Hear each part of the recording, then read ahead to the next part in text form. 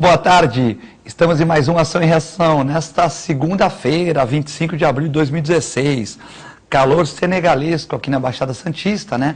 Um calor muito forte, previsões que quarta-feira acaba, outros acham que não, né? Então, é bem complicado, mas melhor um calor desse que enchentes, como no sul do país, né? Naquela região lá do estado do sul, onde que enchentes e 400 milhões de prejuízo para a agricultura. Hoje, nessa segunda-feira, para fazer o programa comigo aqui, está o doutor José Carlos Clemente, diretor da Multimagem, médico e comentarista da nossa TV Com aqui. Boa tarde, doutor Clemente, tudo bem? Boa tarde, Filete, toda a equipe, a você, telespectador. Vamos fazer um bate-bola aí, né? Um bate-bola. Daqui a pouco, o doutor Vicente Cassione, que deve estar adentrando nos estúdios da TV Com, ele que teve uma reunião importante, então não pôde chegar no horário pontual, já tinha avisado aqui a TV Com que teria um problema numa reunião, mas daqui a instantes, talvez Vicente Cassione com a gente também para fazer o programa de segunda-feira ficar mais forte, né, Clemente? É. Bom, pesquisa realizada pelo Jornal Tribuna, com informações da Secretaria de Segurança de Estado, da Avenida Afonso Pena como a avenida de maior furtos de veículos na Baixada Santista. Ou seja, a Afonso Pena é a líder de roubos de veículos. Você vê, e ela... Afonso Pena não, Ana Costa, desculpa. Ana Costa. Ana Costa, de fato, é a rua mais movimentada da cidade, né? Eu achei estranho porque não tem lugar para parar tanto carro, né? Achei estranho, né? Porque pela mobilidade não tem linha de ônibus, né? Alguns horários não podem parar, né? Mas você vê, o número de veículos parados na Costa, que você acabou de falar, não tem nem lugar, de tanto carro que tem. Então fica mais fácil para o cara até escolher o veículo que ele vai levar, né? Que muitas vezes é por encomenda. Aquela clínica sua na Ana Costa, não existe ou não? Não, não existe mais. Passou tudo pro prédio, né? É tudo no prédio. Lá tinha que ter, eu fui uma vez lá ver minha mãe, tudo, lá tinha que ter, era um ponto bom, mas tinha que ter manobrista lá, né? Tem. Porque era loucura ali, né? E na verdade, porque tinha que estacionar ou do lado ou na frente, mas não tinha muitos lugares, tinha... Eu sei, tinha esse problema, mesmo tendo... 10 lugares tinha. Para uma clínica como a sua... era pequena, né? Hoje tem 180 lugares. 180. Então essa clínica da Ana Costa já derivou lá foi para outro lugar. Para o prédio central. Não tem mais nenhuma clínica Multimagem sem ser o prédio central, tem alguma? Não tem. Nem precisa, né? Ali já tem um volume grande, é um prédio que dá para acomodar. Não, prédio com estacionamento subterrâneo, um prédio bacana, né? Acomodou, porque já foi uma coisa projetada, né, Filete?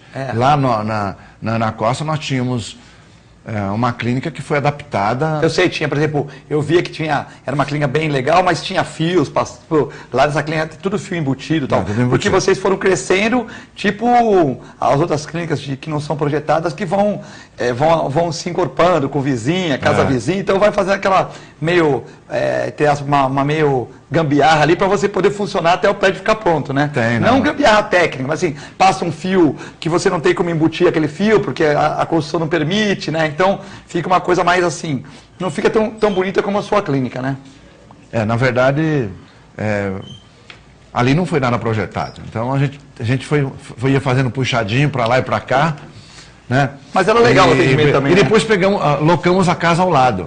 Então, foi o que eu falei. E aumentamos, então, em função disso, a gente acabou aumentando. Mas aí você não consegue, você não tem um corredor, você tem que fazer um telhadinho, né? Tem. Porque não dá para você, vamos supor, não pode, né? Porque é aluguel, depois você não pode, de uma certa maneira, quebrar tudo e sair fazendo loucura, né? Não dá. Na verdade, aquilo lá era uma adaptação, né? Diferente de você projetar uma estrutura que caiba todos os equipamentos que você tem. E já pensando num futuro 20 anos à frente. Lá a gente não tinha essa possibilidade, motivo pelo qual a gente centralizou todos os equipamentos num único local.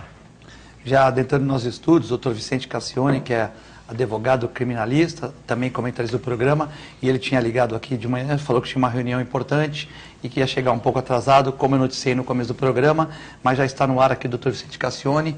Foi tudo bem na reunião, doutor Vicente? Tudo ótimo. Tranquilo? Um abraço a você, um abraço ao meu querido Clemente e aos caríssimos telespectadores. Estamos falando aqui, Clemente, o doutor Cassione, da Ana Costa, que é líder de furtos em veículos na Baixada. Segundo o Jornal Tribuna, Ana Costa lidera entre os 20 locais de mais furtos de veículos aqui em Santos. Bem, eu não estranho que seja na Costa, poderia ser a Washington Luiz, poderia ser qualquer outra rua. Eu não digo que é na Costa, são aquelas ruas adjacentes ali. É Luiz de Faria, Luiz Suplicy, são aquelas Tolentino Filgueiras. Azevedo Sodré, né? Azevedo Sodré. Chama atenção também aqui a Presidente Kennedy na Praia Grande, né? Depois a Conselheiro Nebias, depois a Vergueiro Stadium, né? Talvez que é uma rua que vai desde o BNH até a São José, né? É uma rua bem extensa também, a Vergueiro Stadium, Rua São Paulo, aqui pertinho da Benê, né? Doutor Guedes Coelho, Rua Amazonas, Presidente Wilson, Comendador Martins, e assim vai, né? Só que eu acho estranho que quando você tem estatística e você sabe o lugar onde tem mais furto de veículo é na rua X, é lógico, me parece lógico, que ali tenha que se concentrar a fiscalização e a atuação da polícia. O problema é que não é só ali, é na cidade inteira. E não é só veículo, não é só automóvel, não é só moto, é celular. Cada pessoa hoje que está andando num quarteirão atravessa uma esquina, na esquina seguinte ele já não sabe se vai estar com o celular dele na mão. Nem dá queixa, porque é algo já trivial. Passou, levou, vai embora, o camarada vai perder tempo, ir para um distrito e dizer, roubaram meu celular. Inútil, perda de tempo. É mais fácil comprar outro ou ficar sem celular. Santos tem umas coisas muito engraçadas. Eu fico vendo esse carnaval todo com o aumento e o recorde da produção do Porto. Porto bateu o recorde de exportações. E daí? E nós, aqui na cidade, ganhamos o que com isso? Recorde de exportações. Liderada a exportação pela soja. Quem ganhou dinheiro com isso? A cidade ganhou alguma coisa? A Codesp paga imposto? A cidade tem a cota dela, como tem Roterdã, como tem Hamburgo, como tem as cidades que têm os portos no hemisfério norte? Nada. Recorde no Porto de Santos, recorde de caminhão, recorde de congestionamento na Anchieta, recorde de confusão, de caos, recorde de esburacamento de rua. O ônus fica todo para cá, né? O ônus fica todo para cá. Só o ônus. Então, batemos palma porque temos recorde de exportação no Porto. Que vantagem Maria leva? E ainda a mulher do estivador, né, Cassiane, pode ver no jornal, a esposa do estivador liga, vê aqui no jornal e fala, poxa, mas você tem recorde de tudo, por que você não está com emprego, o estivador? Aí ele tem que explicar para a mulher, né, que a exportação usa menos mão de obra que a importação, né? Então, por isso que eu estava outro dia na clínica e falei, pô, tá sem serviço? Um senhor lá que estou sem serviço, que o carro está parado agora. Janeiro foi bom, fevereiro... mas se ele no jornal que está com recorde, aí o Sérgio Aquino teve outro dia aqui explicando, Cassiane, que a exportação usa pouca mão de obra. A importação que usa muita mão de obra. Por isso que também você lê isso aqui, né? A mulher do estivador lê isso. Pô, você está em casa fazendo o quê aí? Você está cheio de emprego, entendeu, Clemente? Mas não é. Como o Cassiane falou, manda soja, vai mandando soja. Mas não importa muita coisa, então o que acontece? A mão de obra não é utilizada, né? Exatamente. A gente está numa crise, já tinha diminuído muito o número de funcionários. Se a gente lembrar, há 30 anos, né, Cassiane, há 30 anos atrás, por exemplo, nós tínhamos dois polos importantes aí. O polo de Cubatão, até então com a Cosipa, né, hoje Usiminas, e o Porto, que praticamente tocava toda a Baixada, não diria só Santos, não, a Baixada como um todo. E aos poucos tudo isso foi diminuindo, tanto o Porto foi demitindo muitas pessoas, e, em especial profissionais, engenheiros, porque tinha muito engenheiro, tinha vários amigos aí que foram demitidos, e da mesma forma o polo de Cubatão, as indústrias... Que era o maior polo industrial da América Latina. Exatamente. Com refinaria, Cosipa, Ultrafértil, União Carbide, Ródia, isso para dizer alguma coisa assim, né? O que eles deixaram como legado, alguns deles?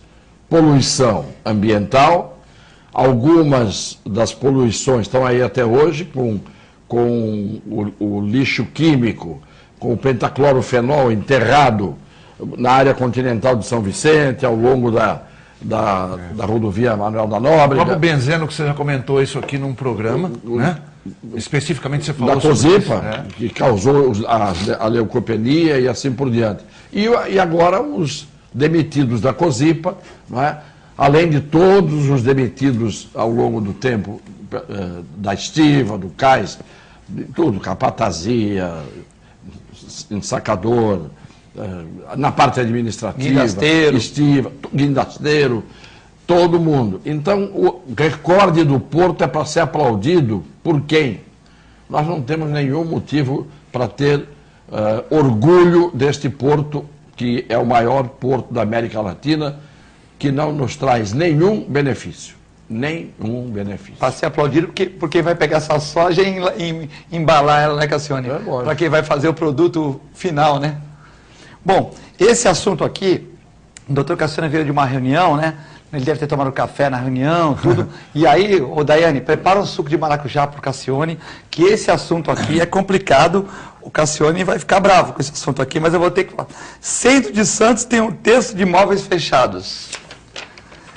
Quase um terço dos imóveis na área da abrangência do programa Alegra Centro está fechado. E entre os fechados devem estar os abertos, isto é, os que têm as janelas abertas, portas abertas e telhados abertos, que são ruínas. São quase 600 imóveis, doutor Cassione, 2.805 sem uso. Este é o maior número desde a criação do programa em 2003 pela Prefeitura Municipal de Santos, visando incentivar e revitalizar o centro histórico de Santos. O levantamento é de 2014.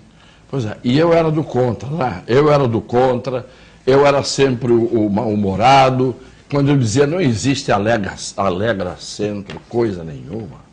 Isso é um triste centro, eu dizia isso desde o começo. Tem as fotos aí, doutor Cassione? Centro histórico. O senhor foi para lá em que ano, doutor Cassione? Eu fui para lá em 1999. Então, e pode falar com propriedade, porque... Sim, porque eu pus a cara para bater. Você botou a cara para bater, entrou lá, É. quer dizer, fez o teu negócio ali dentro, quer dizer, isso é o maior Foi um dos incentivo. primeiros, né? Foi o Não, dono da Fênix, primeiro foi o Laíno, Malaíno, né? o Laíno da Fênix, aliás, ele que me estimulou na hora em que eu adquiri o meu imóvel. Tem O Malaíno, Cassione, né? tem a Ozan Alzan, e tem o René Paulela, tá. que também investiu ali, e alguns outros poucos. A O maioria... próprio Grupo A Tribuna também fez o prédio, né? Não, mas junto o com- Grupo A Tribuna fez agora do outro lado, lá do lado do Paquetá. Paquetá, mas Mas não é no centro junto com a histórico. Fênix. no miolo, Não, né? não é necessário. É me fugindo um pouco, mas também é afetado, né? Vocês quiserem conhecer o que é sujeira, depósito de lixo, limo no chão, falta total de cuidado, em suma, um prédio da prefeitura, inclusive, em frente ao meu, que é da Profisc, Procuradoria Fiscal do município, vão lá ver naquele bulevar que vai da Rua 15 até o Cais. Vamos ver o que é abandono. Vamos ver o que... Sem contar o lixo que é depositado naqueles recipientes verdes, né, que transborda tudo, não cabe tudo ali dentro, porque os restaurantes da região jogam tudo e não cabe tudo ali dentro. Então, lampiões apagados, craqueiros à noite, é uma coisa realmente vergonhosa, e isto a 50 metros do prédio da Prefeitura Municipal de Santos. Mas a prefeitura também não trabalha à noite, né, doutor Cassione? Por exemplo, logicamente, com todo o respeito, o prefeito deve ficar até mais tarde, alguns secretários e tal. Mas o funcionário administrativo sai 6 horas, né? O senhor, por exemplo, vai atender um cliente, às vezes, fora do horário expediente, o senhor sai de lá 8, 9 horas, aí é complicado sair de lá. Mas porque... é durante o dia mesmo que você vê, à luz do dia, que você vê o pardieiro que é aquilo. Não se pode admitir em lugar nenhum do mundo, uma cidade que tem um centro histórico, ao invés de revitalizar, como fez São Luís do Maranhão, como fez Belém do Pará, como fez Recife, em Pernambuco, como está fazendo e fez o Rio de Janeiro, em todos os lugares, vai devagarzinho, havendo esse remodelamento, essa coisa de restaurar. Aqui, ao contrário, deixa estragando e depois demole. Você pega Senador Feijó, o prédio da Tabacaria Brito, que era um primor, ali na esquina da General Câmara, com a Senador Feijó, ruínas. E em frente, atravessando a rua, tem árvores nascendo das fachadas daquele prédio que está totalmente abandonado, sem telhado, com um risco de desabamento e se cair mata a gente, porque tem gente passando na rua. Mas, Cassione, para comprar é barato. O prostíbulo a céu aberto. O cara vai comprar e as pessoas que compraram reclamam, né? O senhor disse outro dia no programa, o senhor se arrependeu, né? Não, eu não me arrependi, porque eu usei e meu escritório... Tá bonito o prédio lá, né? Cuidei do prédio, tá certo? E cuido até hoje. É uma coisa histórica, né? Um prédio histórico, né? Mas o duro é você ver que em frente ao seu prédio, a prefeitura tem um prédio dela que está em petição de miséria, desabando pedaços de sacada, de reboco, fecharam portas com tijolo e alvenaria, quer dizer, desfiguraram tudo, nem uma mão de tinta deram, e ali não é caso de pintura, ali é caso de restauração com a chamada massa raspada, né? Que é o que era usado antigamente. Então, eu não consigo entender o porquê que deixaram chegar ao ponto que chegou. E não é de agora, porque no início da gestão do Beto Mansur, eu levei o Beto lá e disse, olha aqui, olha como é que está isso. O mais trágico de tudo é que aquele bondinho que dá aquela voltinha na cidade, passa em frente de uma ruína atrás da outra. E o ponto alto, o clímax, quer dizer, o que há de pior é exatamente esse lugar da Rua Tuiuti, que é uma tragédia, né? Porque de um lado, o lado esquerdo, você está pelo cais, do Rua Tuiuti, sai do Valongo. Do lado esquerdo, todos os armazéns desabando, todos em ruínas, né? Armazéns que foram dados para a prefeitura usar, está tudo em ruína. Não era melhor, doutor Cassione, de demolir esses armazéns, pelo menos ficar à vista para o mar, assim? Eu, se sou o prefeito, jogo uma retroescavadeira lá, ponho tudo no chão. Acabou. Não quero nem saber de quem é e de quem não é. O cara vai passar lá, vai ver o mar, pelo menos. É mais bonito, né, Clemente? Vai ter o waterfront, que é chamado, né? Fica normal. Fica uma vista bonita. O cara vai ver o mar, né? Não vai ver aquela ruína, na verdade, né? não soube aproveitar. O Cassione chamou a atenção até de Belém, por exemplo, onde eles aproveitaram os armazéns. Para turismo mesmo, é lindíssimo aquilo lá. Buenos Aires, com Buenos Aires, Porto Madeiro. Porto Madeiro. Quer dizer, existe a possibilidade? Existe. Mas tem que começar pelo governo. Eu acho que se realmente a coisa começa e para, como você chamou bem a atenção, isso já vem lá de trás. Mas não é da prefeitura? Porque não mete uma escavadeira, acaba com 1 a 8, pelo menos deixa o mar. Já é um começo, né? Já é um começo, porque aí ele fica para quê aquilo ali, né? Mas a maioria dos lugares, não só do Brasil, do mundo todo, Filete, os governos investiram no turismo central também. Quer dizer, mas ele dá o exemplo, tem unidades, se não o governo todo, no centro histórico, e daí começa a ter estímulo, e não tem como, se o próprio governo não estimula, não vai. Se também não tem punição, não vai, porque o Cassione chamou bem a atenção aí, tem fachada que está despencando. Tá. Então você tem que chegar no proprietário, oba, precisamos arrumar. Não tem condição nenhuma, então sinto muito. Ou tem financiamento? Porque tem muitos lugares que faz isso. Se financia a obra, a prefeitura tem que fazer, não é só o IPTU que não paga, alguma coisa ela tem que fazer. Mas realmente ficar um centro histórico, e o bondinho, como você chamou a atenção, ao invés de você mostrar beleza, você está mostrando, na verdade, são as ruínas, o Fórum Romano, o Coliseu de Roma, são essas ruínas históricas que nós mostramos, né? O que, a verdade, que a gente tem que ver é a seguinte, a tática, o macete, é você tirar o telhado. Tirando o telhado, chove dentro. Chovendo dentro, as paredes vão ficando moles e aquilo não é laje, são construções antigas. Meu prédio tem 104 anos. 104 anos. Mas o senhor reformou, calçou ele de novo, arrumou tudo direitinho. Foi restaurado inteiramente como era no original.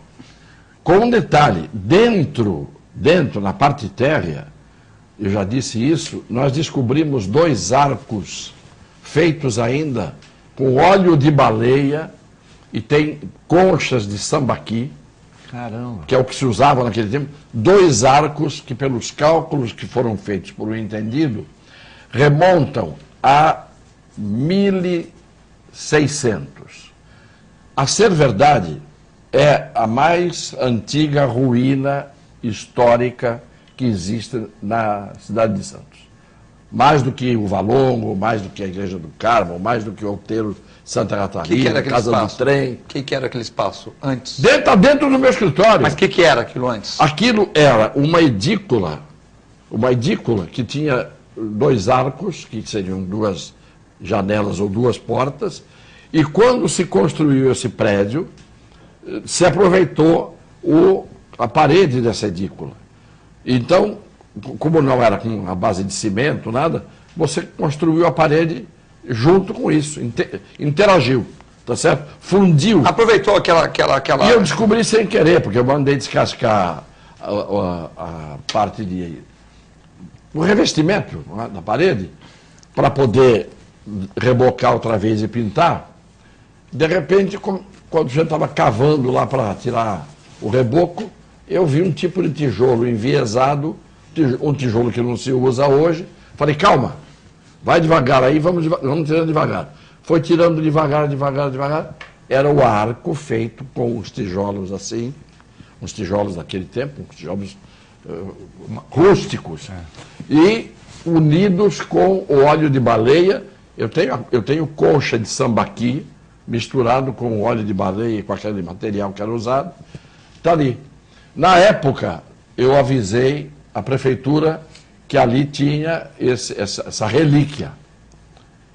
Não foi ninguém, absolutamente ninguém da prefeitura até hoje, 8 anos de Beto, 8 anos de Papa e nesse governo, ninguém apareceu para olhar, para tirar uma fotografia.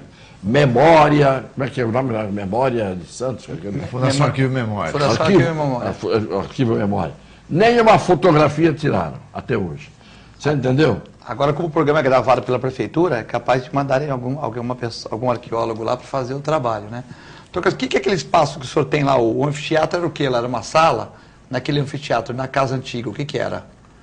Tem um anfiteatro, o senhor tem para 60 lugares, não tem lá? Não, quando eu restaurei, aproveitei um espaço grande que tinha lá, são 1000 metros quadrados. Mas era uma sala? O que era aquilo aí? Eles usavam para quê aquilo? Aquilo era a sede da Caixa Econômica Federal. Ah, até devia ser o lugar de reuniões. Não era, eu simplesmente aproveitei o espaço, né? Aquilo tinha arquivos com aquelas estantes velhas, cheias de papel, sei lá de quantos anos, 100 anos. Porque ali foi banco, primeiro foi o Banco Alemão, depois foi o Deutsche Bank, que não é a mesma coisa.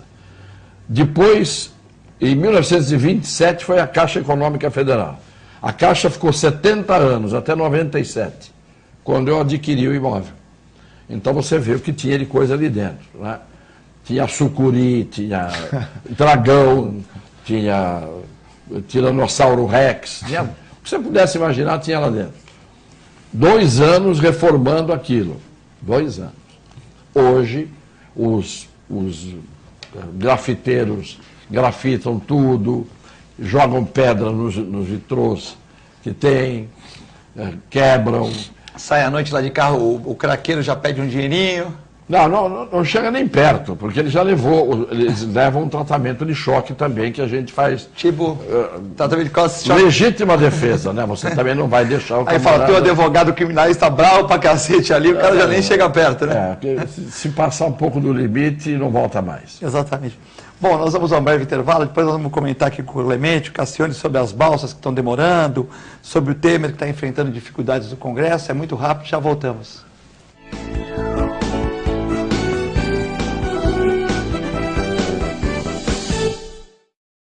Hoje eu quero falar sobre a gripe. A partir de 30 de abril, o governo do estado vai vacinar os idosos, as gestantes, as crianças maiores de 6 meses e menores de 5 anos e outros grupos prioritários. A vacina é gratuita e protege contra 3 tipos do vírus da gripe, inclusive o H1N1. E atenção para essas dicas. Mantenha os ambientes ventilados e lave bem as mãos várias vezes ao dia. Não custa nada se proteger. Prevenção e vacinação. Bom para você, bom para São Paulo. A Clínica Multiimagem é especializada em exames de radiologia e diagnóstico por imagem, investindo continuamente em tecnologia e trazendo constantes inovações para proporcionar à comunidade médica e seus pacientes diagnósticos ainda mais precisos. Sua nova e moderna estrutura, aliada à tecnologia de ponta, juntamente com o corpo clínico especializado, tornam a Clínica Multiimagem um dos centros de diagnósticos por imagem mais avançado do estado de São Paulo. Entre em contato pelo telefone 3202-1250. Com o objetivo de atender cada vez melhor, o Plano de Saúde Santa Casa oferece a você e a sua família uma ampla rede de atendimento em Santos, São Vicente, Praia Grande, Cubatão e Guarujá. Além de contar com a melhor equipe médica e multiprofissional do litoral paulista. Plano de Saúde Santa Casa de Santos. O melhor atendimento em plano de saúde. 3226-6200. A TV Com traz qualidade e interatividade para a Baixada Santista. Nos preocupamos constantemente com a qualidade de nossas produções. Por isso, investimos em equipamentos e profissionais qualificados. Nosso estúdio é, sem dúvida, um dos mais bem equipados da região. São mais de 40 metros quadrados de tecnologia. TV Com, sempre com você. Corta.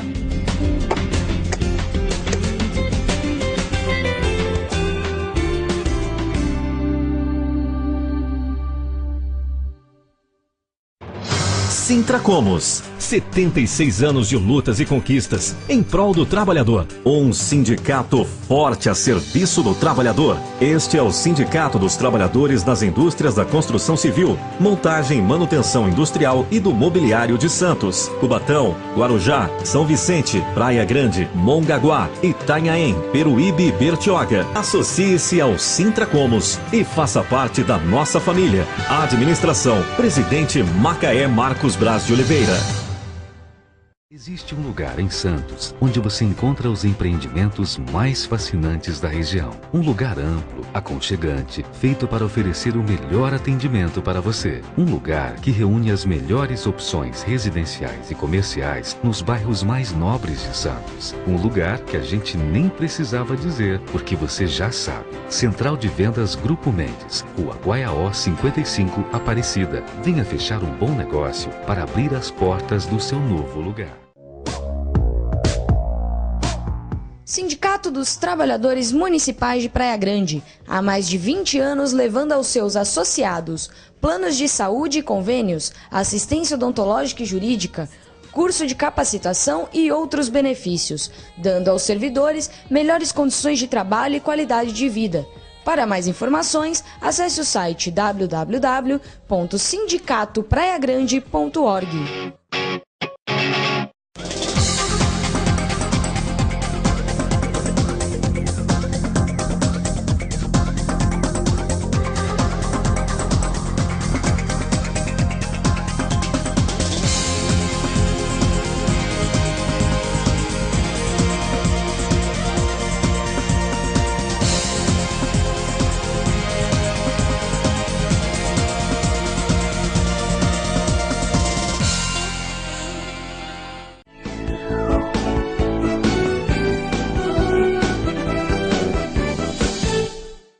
Estamos de volta na segunda-feira, dia 25 de abril de 2016, hoje com o Dr. Vicente Cassione e do Dr. José Carlos Clemente. Cassione, tem uma pergunta aqui do Adnei, ele pergunta, não sou meio irônico, né? Vou começar pelo Clemente agora. O que ele acha da tia Dilma que ameaça tirar o Brasil do Mercosul? É o Adnei do Embaré. Isso aí é desespero, né? Na verdade, na situação que ela se encontra, você jogar Mercosul... e não vai colar nada, porque o Brasil, aliás, o Mercosul é o Brasil. Você vai tirar o Brasil da jogada, a Argentina bem menos significativo, e o restante nem se fala. Paraguai, Venezuela, eu acho que não tem nenhum significado. Mas eu atribuo isso realmente a uma atitude de desespero, mas eu acho que ela não tem saída, não. Eu não sei o que o Cassione pensa, mas eu acho o seguinte: vai perder fácil no Senado. Não tem mais uma denúncia nova aí, que saiu hoje aí.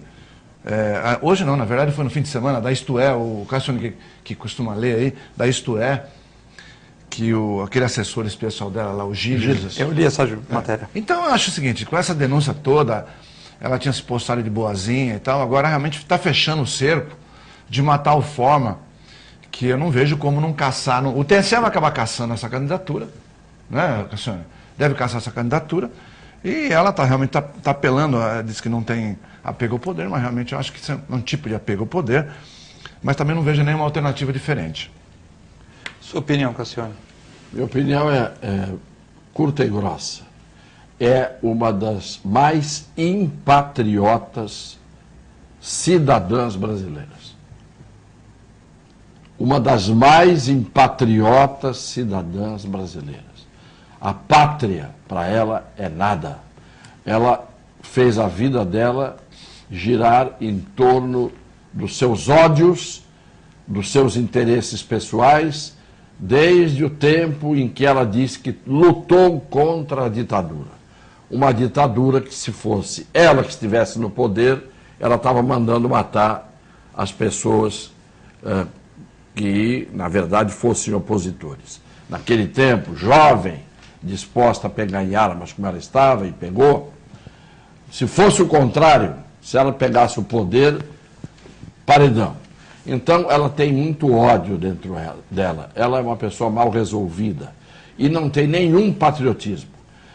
O semblante dela em nenhum momento se emociona. Eu nunca vi essa mulher em momento nenhum ter um semblante de afeto, de amor, de alegria, de descontração com as coisas do Brasil. Até quando ela queria falar das coisas úteis, não é? Amarga, dura. A gente está aqui, a gente está falando dessas coisas, não vai ficar sorrindo.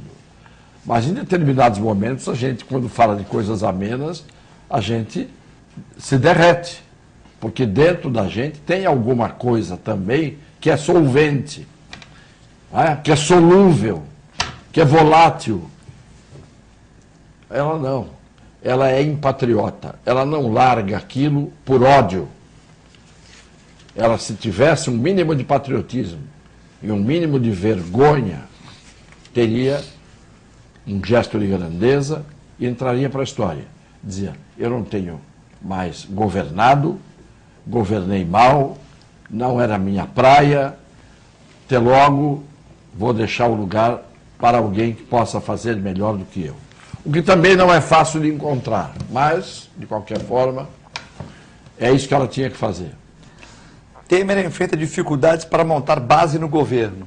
Clemente, o Temer tem muitos resistentes ao governo dele, né? Você acha que vai ter dificuldade? Eu acho que ou dá para chegar, diminuir o ministério, fazendo uma coisa para o país voltar a crescer, algumas atitudes? Eu acho que ele não vai ter dificuldade, não.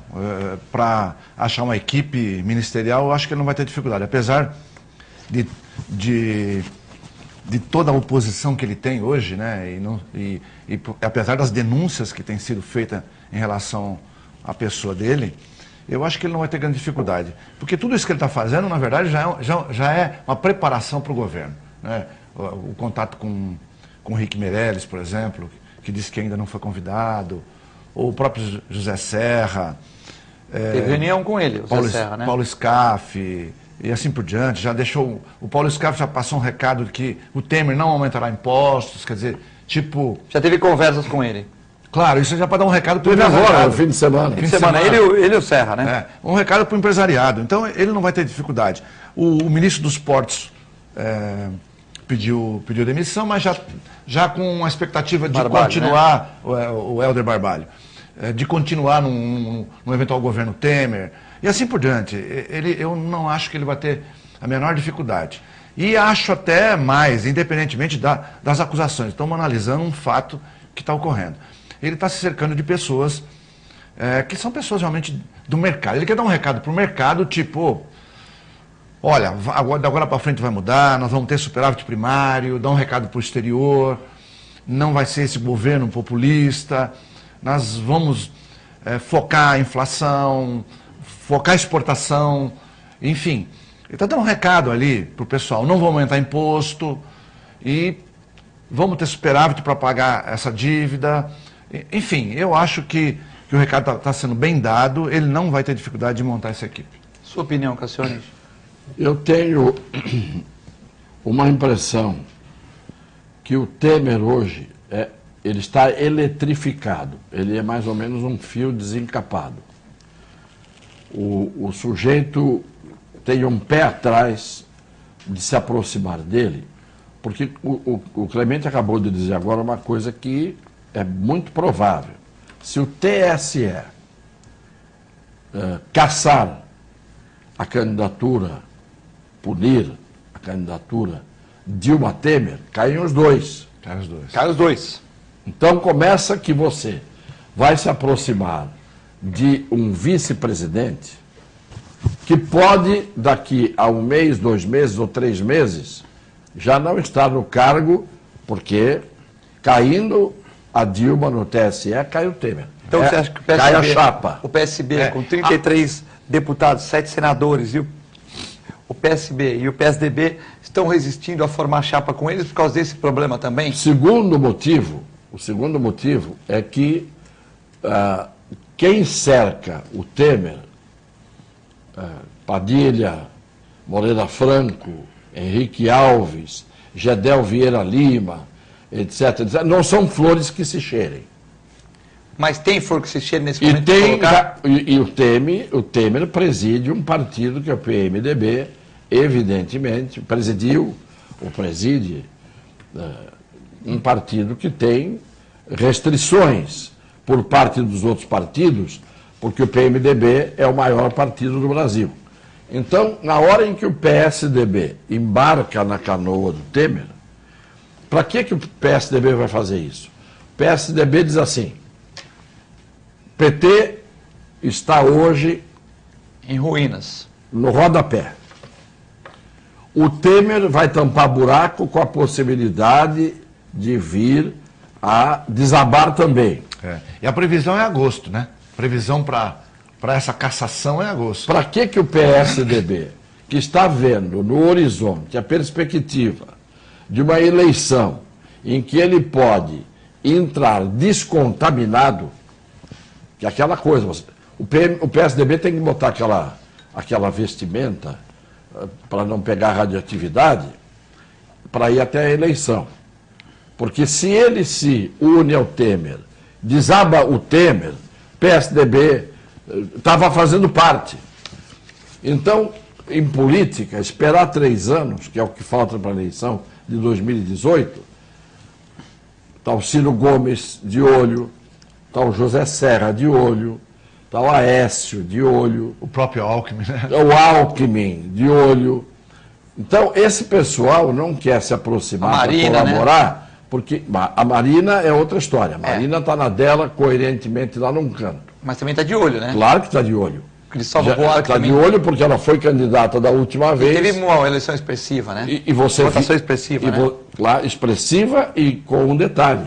A Dilma afundou e o Aécio está cheio de denúncia em cima dele. E ela não tem denúncia e tem uma linha mais, né? Então quem é que vai embarcar hoje só por patriotismo, que é o que eu falei, que ninguém pode negar, que o patriotismo não faz parte da grande maioria dos políticos?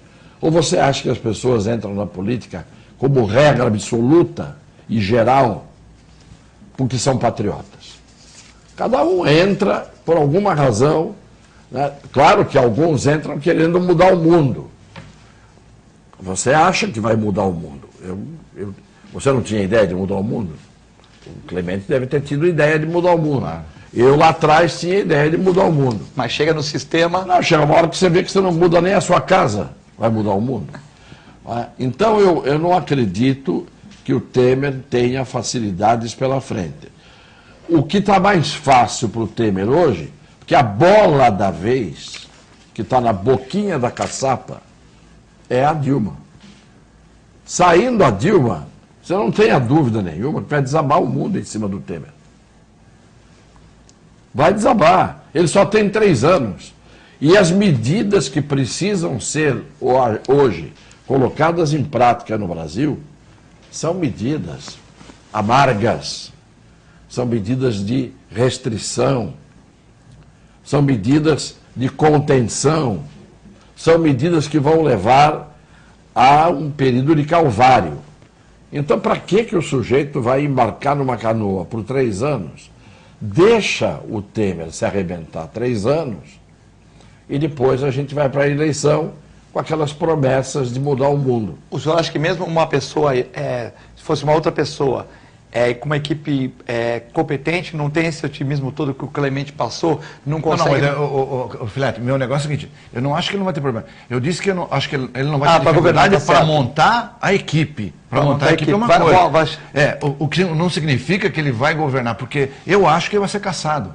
Eu acho que em agosto ele vai estar fora também. E isso que o Cassiano está falando, porque assim, o remédio é amargo.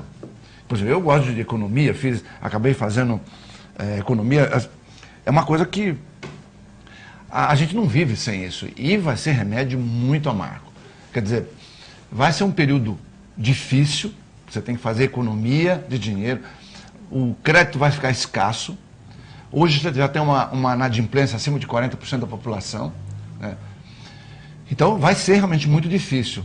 Então a equipe, eu acredito que ele monte fácil. Talvez o caminho até não seja um caminho ruim. Talvez seja o caminho correto. Porque as pessoas, tem pessoas ali que são muito capacitadas. O problema é apoio para governar, de um lado, o PSDB mesmo estaria fora da canoa. E o segundo é o tempo, porque eu não tenho dúvida que até porque já é sabido que o Gilles já foi denunciado, a menina já denunciou, Isto É denunciou, o PT saindo fora também, porque a Dilma vai cair fora, vai pressionar mais ainda para cancelar a chapa, para tentar jogar o Lula para cima. O que você acha, por exemplo, que o PT, derrotado como está sendo há anos, o PT vem sofrendo derrotas há anos. Começou perdendo de 1-0, foi para 2-0, 4-0, 8-0. A imagem que eu faço é essa. A derrota cada vez maior. Chega um momento em que ainda existem movimentos sociais que se agarram, de certa maneira, à ideia de que o PT ainda está sobrevivente. Então, o MST, sem teto, sem terra, os trabalhadores rurais. Todos que recebem benefícios. Esses, né, que ameaçam invadir. Muito bem. Mas o que você acha que eles vão fazer se o PT desabar inteiramente?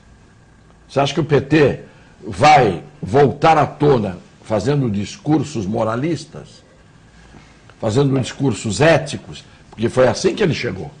Ele chegou dizendo que ele ia mudar a política, ia mudar a mentalidade, ia mudar a ética, ia mudar tudo. Eles eram os únicos honestos e todo mundo não prestava, né? Ninguém prestava. O que acontece? Como é que eles vão enfrentar os próximos governos? Sabotando. Como é que você sabota? Você interdita as estradas. Greve. Você faz greve geral de limpeza pública, de transporte, de hospitais. Vai ter, evidentemente, gente que não vai topar isso. Mas vai ter gente que vai topar e que vai atrapalhar. Então nós vamos ter um período de convulsão que não vai ser de tranquilidade. O PT não vai dizer assim, bom, perdemos, saímos, estamos rendidos, senhor xerife, ponha-nos dentro da cadeia da cidade do Faroeste. Não vai ser isso, não. Eles vão virar oposição. Claro, mas uma oposição que não vai trabalhar politicamente. Isso foi dito pelo Rui Falcão, né, que é um louco varrido, com a aparência de um homem equilibrado. Ele, no fundo, ele tem um parafuso solto. E ele disse, nós não vamos dar estabilidade a governo nenhum. Nós vamos para a luta. Isso foi dito pelo Rui Falcão, divulgado publicamente na semana passada. Então, é isto que vai acontecer. que é o que acontecia no período do Jango. Só quem viveu na época sabe o que aconteceu em 61, 62 e 63. Daí aconteceu 64. Não é? Porque tem uma hora que o mais forte ganha. E o mais forte ganha pela força bruta. Ainda que ele queira ganhar para consertar o que tá acontecendo de ruim, ele depois se acostuma, gosta de ficar, e aí pela força bruta ele não sai mais. Até porque os civis apoiam os militares, como aconteceu na época. 64? Claro, o Castelo era para ficar um ano e ir embora. E acabou que ficaram 20 anos. Não pensa que foram só os militares que mantiveram aquilo. Os civis, empresários, civis, tinham interesse em manter aquela situação. Que estavam ganhando, foi um período de crescimento, inclusive, de obras de infraestrutura, as empreiteiras começaram ali a ganhar dinheiro e a se formar. Então ninguém pense que os militares, só eles por eles só, é que fizeram aquilo. Tinha muito civil por trás, a gente fala de pedigree, né? Que não foi caçado, que mandava, continuou mandando depois, foi até lutar pelas diretas depois, mas durante o período dos militares, deixou tudo ficar como estava. O Brasil não é um país em que você possa fazer previsão para o dia seguinte. Você não pode fazer previsão para hoje à tarde. Hoje à tarde vai vir uma notícia que você diz mais uma. Então você não pode fazer. Fala dos apoiadores agora, Clemente. Depois vamos falar da OSAM, Plano de Assistência Familiar. Ligue para a OSAM, 32 28 8000, e faça como o Augusto Capô de Casa, que fez o plano de OSAM familiar, se protegendo aí. Plano de Assistência Familiar da OSAM, www.osam.com.br. Um abraço para o pessoal também do Boqueirão Express Grill, restaurante ali na rua Globo Viana 89, ao lado da Unisanta. Lá tá os dois, manda um abraço pro Nelson, que é São Paulino, né? Tá vivo na Libertadores, mas no Paulista já tomou um vareio do Audax de 4-1. E também para o meu amigo Paulo, corintiano, coringuento, que também tá triste, porque tomou um vareio, né? Quer dizer, o São Paulo tomou do Audax, o Corinthians também tomou um vareio do Audax, né? Perdeu nos pênaltis, empatou no jogo, mas perdeu nos pênaltis. E aí, afinal, Santos e Audax. Gostou? E aqui está três santistas felizes. Gostou do resultado ontem ou o Dorival Felipe sofreu um pouquinho? Eu sofri muito, porque, depois de 2-0, 42 minutos, não era mais para dar aquela sopa, né? Quando tirou o Gabigol, mesmo o Gabigol cansado, o Palmeiras foi para frente, né? Porque o Gabigol prendia duas pessoas lá atrás. Aí colocou, o time foi para frente, né? E deram umas vaciladas, mas... Foi uma vacilada muito feia. Aquele foi um teste que se você tem... E ainda o Lucas Lima me erra o primeiro pênalti, quer dizer... Eu já fiquei falando... Mas isso é para às vezes, o jogador que no CT se acha um pouco mais que os outros, né? Que é meio uma linha. Não estou falando que é ele, não. É para algum jogador que se acha que pode sair do clube porque ele jogou bem, né, doutor? Ele jogou bem, tem que sair de graça. Mas o que jogou mal, está ganhando dinheiro. Quando você quebra uma perna, um trabalhador normal, vai para receber uma mixaria do governo. Mas o jogador de futebol, quando ele se quebra, ele continua ganhando o salário dele, 200 mil, 300 mil. Então, um jogador do nível dele não pode querer dar um prejuízo para o clube, que tem 10% e tem os direitos federativos até 2017. Você vai sair no jornal, quer sair de graça, que o clube tem que ter reconhecimento. Então, às vezes, o cara perde um pênalti para baixar um pouquinho a bola, ficar numa esfera mais calma, tal, para que o clube que o acolheu, quando o Internacional não o queria mais, ele fez um belo campeonato para um outro time, né? Aí o Internacional não o queria mais, ele veio para o Santos, que abriu as portas, deu a oportunidade, e ele tem que ser grato para o clube. Não é o clube ser grato com ele ser grato para o clube, né, Cassiane? Eu vou dizer uma coisa a vocês. Nós estamos hoje festejando porque vamos para a final pela 8ª vez consecutiva. Mas eu vou dizer uma coisa. Se o Audax jogar contra o Santos, o que jogou contra o Corinthians, e aquilo não é um acidente, o Audax não rifa a bola, o Audax faz a triangulação com habilidade, a bola cai no pé do jogador do Audax e fica, não bate na canela e escorre. O Audax se movimenta o campo inteirinho. Futebol moderno, né, Cassione?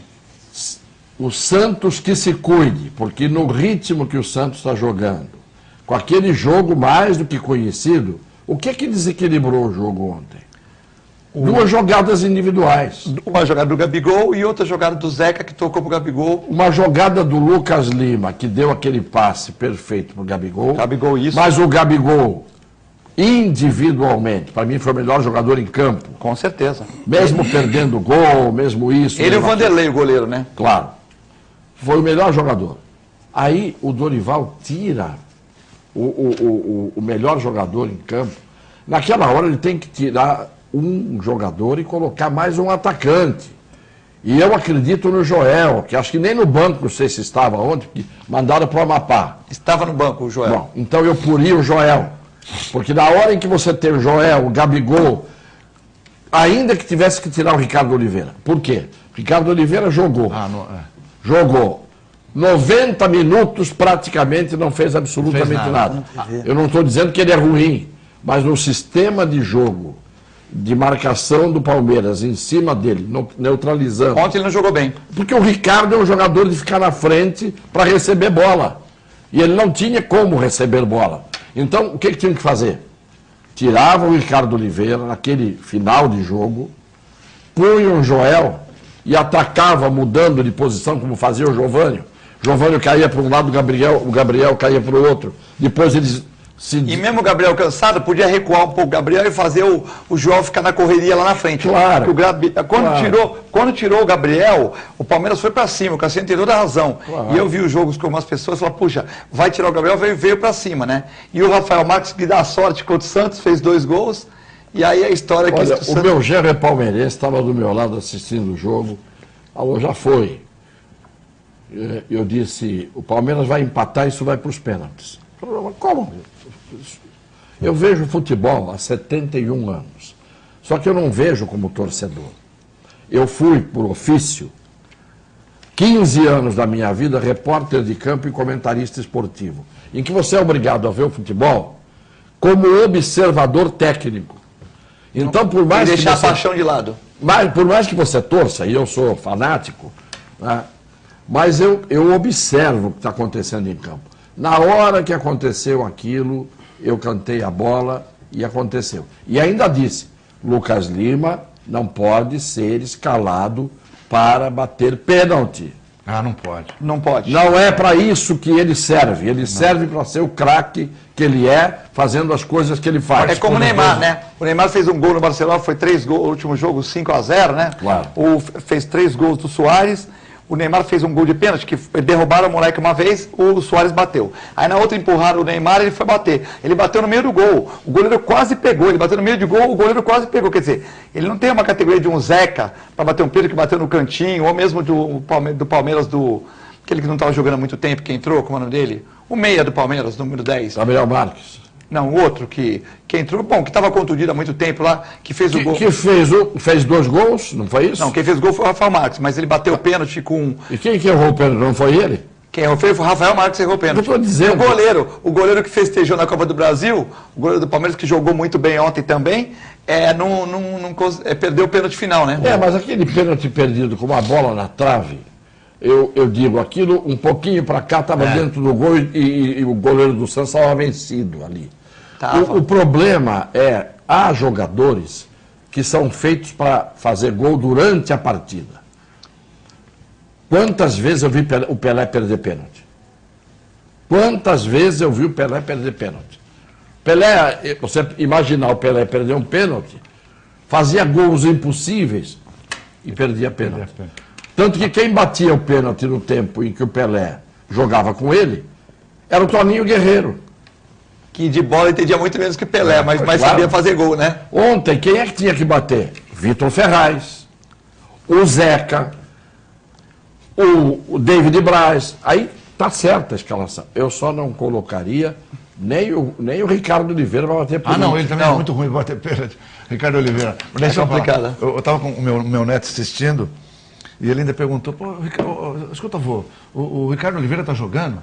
Eu falei, não, está jogando sim. Ou seja, isso que acabamos de falar. Ele foi apagado. Mas é um jogador que às vezes numa bola ele coloca, não, tudo né? bem, mas eu acho aí. Agora, eu quero enfatizar isso que o Cassione falou. O Audax fez umas bobagenzinhas, porque os 2 gols que ele tomou foi bobagem. De segurar a bola lá atrás e ficar brincando lá. Aliás, aquele goleiro deu umas pisadas ali no início, quase que tomou... Porque eles não podem recuar a bola, então eles têm que fazer ele quase tomou um gol a ali. Minha esperança é aquele goleiro, viu? E o técnico do Audax falou. Ricardo Diniz. O Ricardo Diniz. No próximo jogo vão acabar com esses problemas aí de ficar dando toquinho lá. É chutão pra frente. Mas tem que marcar a série de bola deles. Se ele marcar a série de bola deles. Se ele faz isso, ele ganharia de 2-0 do Corinthians, tranquilamente. Não, mas tem que marcar a série de bola deles, que o Santos aqui na Vila ganhou, foi o único time que ganhou 2-1. Primeiro tempo tomou 1-0, no segundo tempo marcou série de bola. Tem que marcar a série de bola deles, que como eles não podem recuar muito, isso dificulta um pouco, né? Mas agora também tem uma coisa, hein? Jogar fora, hein? Aquelas duas Primeiro bolas... jogo fora, domingo, e no outro... Aquelas 2 bolas que o tal do Chechen lá botou no ângulo... Aquilo ali é... Aquilo ele vai ter que esperar mais 30 anos para fazer aquilo. 2 vezes num jogo só. Botou onde o Cássio não chegava nem com turbina. O Adalberto do Jornal Tema manda um abraço para o Cassione, para o Clemente, a Nívia também mandou, Nívia Cavalcante, que mexe com seguros, né? O Seguros também manda um abraço. E ele fala que é primo do doutor Minguete. O doutor Adalberto, que também está montando, tem um programa agora vai ter um programa, e vai convidar vocês também para participar do programa dele e tal. E a Valdice do Embaré pergunta para o Cassione, mas o Clemente também responde, rapidinho, que está acabando o tempo, se o Lula vai ser preso ou vai ser ministro, na sua opinião? A Valdice do Embaré. Não tenho a menor ideia. Tudo pode acontecer no Brasil. Não sei nem eu se não vou ser preso. Ministro, eu sei que eu não vou ser preso, eu posso ser. De repente pode ser até ministro. Por desacato, porque eu ando meio mal criado. Então, capaz que eu seja preso por desacato. Eu acho que com essa nova denúncia aí, parece que está mais concreto, eu acho que ele... Mas isso é suposição. Eu acho que o Lula vai acabar sendo preso. E realmente não vejo muita saída para ele, não. E ministro não vai dar tempo. Eu acho que não vai dar tempo. Não vai dar tempo. Não. Bom, o Flávio de Embaré fala que o programa está muito bom, né? Queria agradecer a presença do Cassione.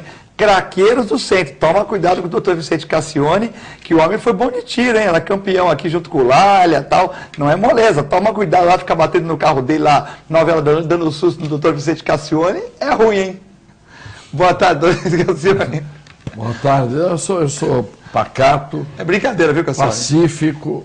Eu estou fazendo, inclusive, um curso para substituir o atual Dalai Lama. Curso Zen. Sim. Como é que é? Shiva Natarai, como é que é o nome daqui? Mas na altura do campeonato, doutor Cassione, sempre a máquina funcionou desse jeito, né? O motor V8 não vai passar a ser o motor 1.0, né? Não adianta, né? Não. Não funciona o sistema. Mas o carro pifa. É capaz de só mudar para 1.0, mas com a engrenagem do V8 não vai funcionar. Então, eu vou fazer no Clemente lá um PET scan para ver o que tem dentro aqui de mim. Porque não tem máquina para ver se tem parafuso solto, não tem, né? Não, acho que você está muito bem, Cassione. Você está muito bem. Faz um PET scan preventivo, mas só para fazer o preventivo. Eu acho que muitas das coisas que você falou, eu acho que muita gente de fora também compartilha, né? E às vezes gera uma revolta ainda maior, a gente fica um pouco mais agressivo, mas está aí o Cassione foi campeão de tiro brasileiro, campeão brasileiro de tiro, quer dizer... Campeão de audiência, campeão de tiro. Então, enfim, uma pessoa para ser seguida. Boa tarde a todos. Obrigado a vocês. Boa tarde, doutor Vicente Cassione, obrigado pela presença, doutor Clemente, sempre é bom fazer o programa com vocês, a audiência é muito grande, o WhatsApp aqui realmente bombando, mas não temos mais tempo. Fiquem com Deus e até amanhã, se Deus quiser.